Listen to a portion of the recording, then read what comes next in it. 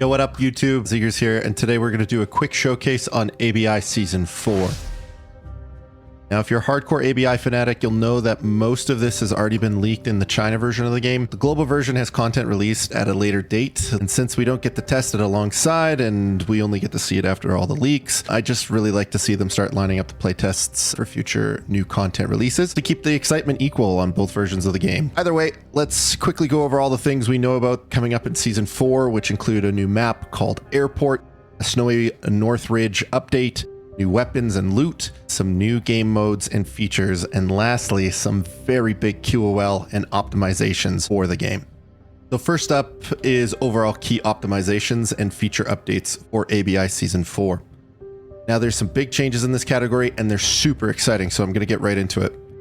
Big one for me is tick rates for servers. They're being increased from the crowdsourced value of 19 all the way up to 72 for Season 4. Cannot stress how huge this is. Essentially, the short explanation of what its server tick rate is: how fast does the server refresh the things that are happening every moment on the server. This means from afar we may not see the AI stuttering as much or teleporting, or the AI might actually target us quicker as their aggro refresh will come quicker on the server. And of course, we will notice less desync in PvP. I'm really looking forward to this change. There's a lot of other things though, and they include new red tier loot, new magazine loading animation, a mini map, result screen optimization, which includes more combat data, ricochet status, and damage blocked by the armor, map selection optimization, storage optimization, auto sharpening effect toggle added, friend tag update, looting optimization, bullet unload update, and wishlist capacity update. They are also changing the requirement for gear score value for the forbidden difficulty. All in all, everything here is absolutely money. I tend to criticize when criticism is due, but on the flip side, you gotta praise when praise is due. This update tackles so many key pain points in the game currently. There's so many great things here, and if you're a fan of ABI, you should be extremely hyped. As mentioned, we do have new high value items. We have the EEG, the Real Matrix, Capsule TV, and the Ancient Golden Mask Replica. Apparently there's going to be some more that they haven't told us yet, so if you do find one in the playtest, be sure to let us know in the comments. In Season 4, we'll also get to see some new guns and a new utility item. First gun is the AMB-17, second is the T-191, and lastly the U-191. Now, I'm not 100% sure which caliber of ammo are for each one of these guns. Let me know in the comments below if you do, but I have heard one of these are going to be utilizing the cheap VSS ammo. You could see a price spike for the Tier 5 ammo for the VSS leading up to Season 4. The new utility item is going to be a multi-burst flash grenade.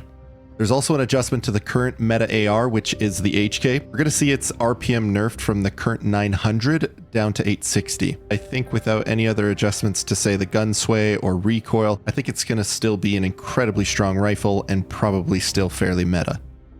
There's a new mode coming and it's called the Intel Black Market. I'm not 100% sure if this is just a cosmetic-based feature or not, but if it is, it essentially sounds similar to the Mandelbrick system from Delta Force for anybody that's familiar. I suppose we will see shortly. They're coming out with a melee-only combat mode.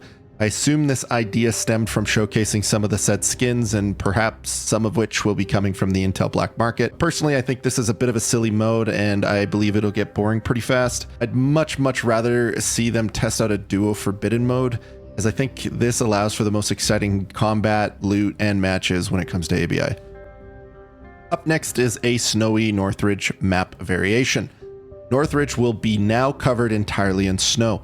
This means we will have the ability to run across the lakes as well, I've heard has an exclusive extract now. Our footprints will also leave a mark in the snow, and some audio adjustments for those said footsteps. There will be added assets to the map, changing the flow of the current version of it. Either way, I think Northridge being one of my favorite maps aside from TV Station and ABI, I think it's going to be fun. I'm excited to check this variation of the map out.